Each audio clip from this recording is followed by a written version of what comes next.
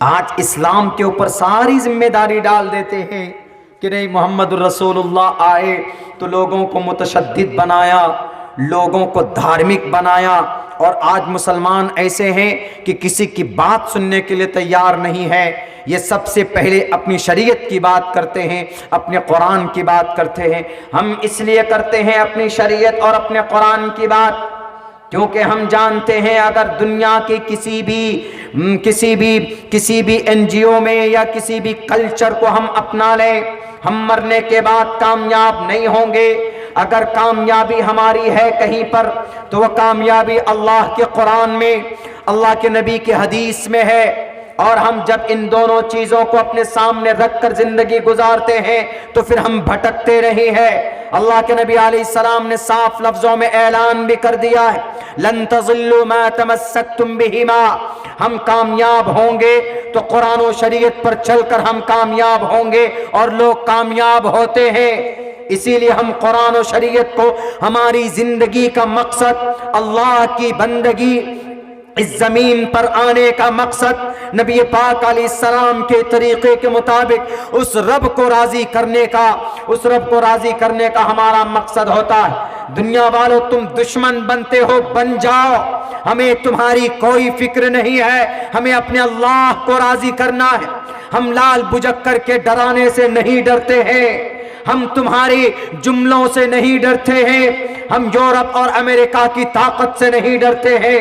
ہمارے پاس طاقت ہے ایمان کی، ہمارے پاس طاقت ہے قرآن کی، ہمارے پاس طاقت ہے دنیا کے سب سے بہترین تہذیب اور کلچر کی۔ اسی لیے ہم اس قرآن کو، شریعت کو اپنی جان سے بھی زیادہ محبت کرتے، پیار کرتے۔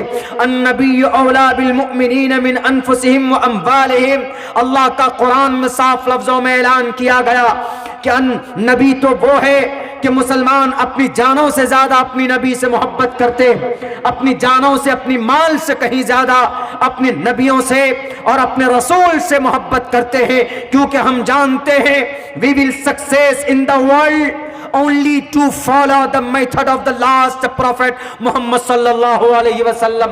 اگر محمد کی زندگی کے مطابق ہماری زندگی چلی، نبی کی طریقے کے مطابق ہماری زندگی چلی، تو ہم کامیاب دنیا کے اندر بھی اور مرنے کے بعد بھی ہم کامیاب ہوں گے۔ اس لیے جتنا ڈرانا ہے ڈراؤ، جتنے سروے کرانے ہیں ہمارے مدرسے کے کراؤ، جتنے ہماری مسجدوں کے میناروں پر اذان پر پابندی لگانی ہے لگاؤ۔ دنیا والوں، اسلام کبھی جھکا نہیں ہے، اللہ کا فرمان کبھی مٹا نہیں ہے۔ تم زیادہ طاقتور نہیں ہو سکتے قوم عاد سے زیادہ طاقتور تم نہیں ہو، قوم سمود سے زیادہ طاقتور تم نہیں ہو، شعیب علیہ السلام کی قوم سے زیادہ سوجھ بوجھ تمہارے اندر نہیں ہے، لوط علیہ السلام کی قوم سے زیادہ مالدار تم نہیں ہو، لیکن سب کو اللہ تبارک و تعالیٰ نے مٹا دیا جناب، ایک لائن سے لگا دیا۔ نہیں بات مانی اپنے نبی اور رسول کی تو اللہ نے بیک وقت ہلاک کیا ہے ان قوموں کو، ان کے وقت میں، ان کے زمانے میں۔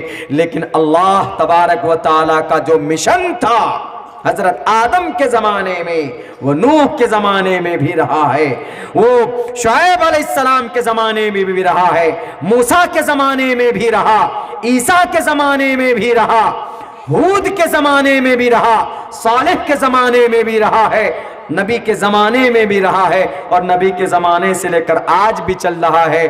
یہ مشن کبھی مٹ نہیں سکتا، کبھی ختم نہیں ہو سکتا، جتنی کوششیں کرنی ہے کر لو جناب۔ بہت سارے لوگ تو جناب اب اس میں چلے ہیں، اس تحقیق میں چلے ہیں، اب الگ الگ طریقہ بدنام کرنے کا نیا طریقہ کیا نکالا پتہ ہے؟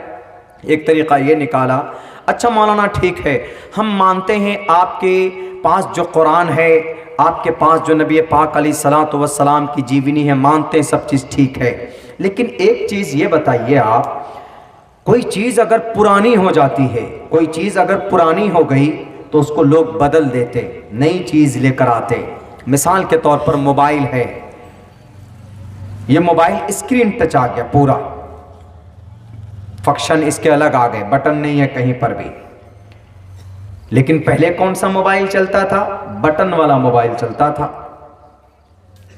تو آدمی کہتے ہیں کہ ہاں کل جدید لذیذ، ہر نئی چیز اچھی ہوتی ہے، ہر نئی چیز کی طرف لوگ جاتے ہیں. بائک پہلے راجدوت چلاتے تھے, بھینسا گاڑی کی طرح چلتی تھی وہ بائک,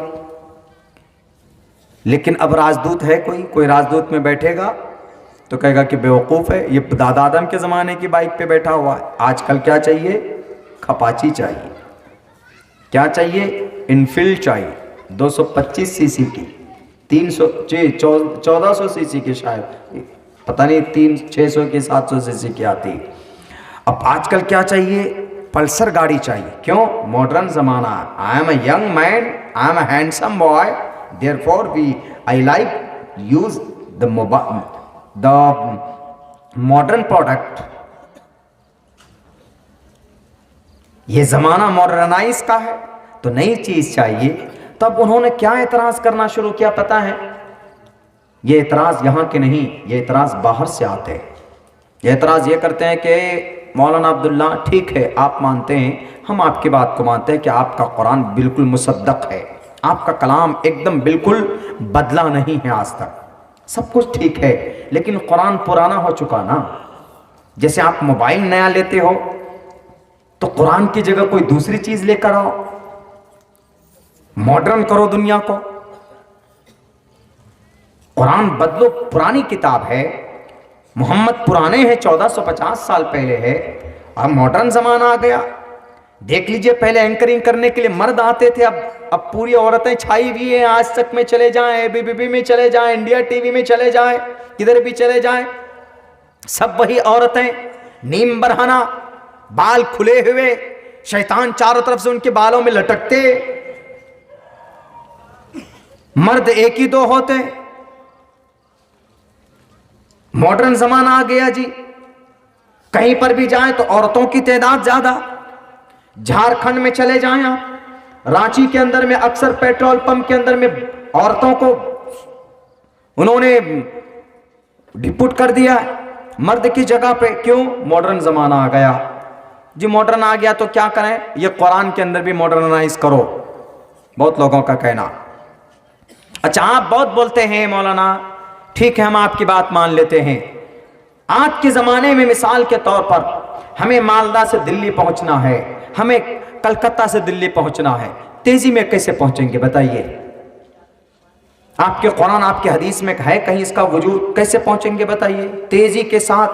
تو ہمیں پھر مودی جی کا سہارا لینا پڑے گا, چونکہ مودی جی نے بلٹ ٹرین چلا دیا, مودی جی نے ہماری وندے بھارت ٹرین چلا دی. بھلے ہی وہ ٹرین گائے ماتا سے جا کر ٹکرا جاتی ہمیشہ, ہر دوسرے دن تیسرے دن دیکھے کہ بھئی آج اس ٹرین سے, اس بھینس سے یا اس گائے سے ٹکر ہو گئی, تو وہ یوں کہیں گے کہ آپ کے قرآن میں تو ہے ہی نہیں, ٹرین نہیں ہے آپ کے قرآن میں. زیادہ تیز اور جانا چاہتے ہیں تو ہوائی جہاز پر بیٹھو گے, دلی پہنچو گے کتنے میں؟ 1 گھنٹہ 55 منٹ, 2 گھنٹے میں, 1 گھنٹے میں 1000 کلومیٹر ہوائی جہاز سے. تو یہ تو ماڈرن ہے نا مولانا, آپ کے قرآن میں تو ہے ہی نہیں. آپ کیسے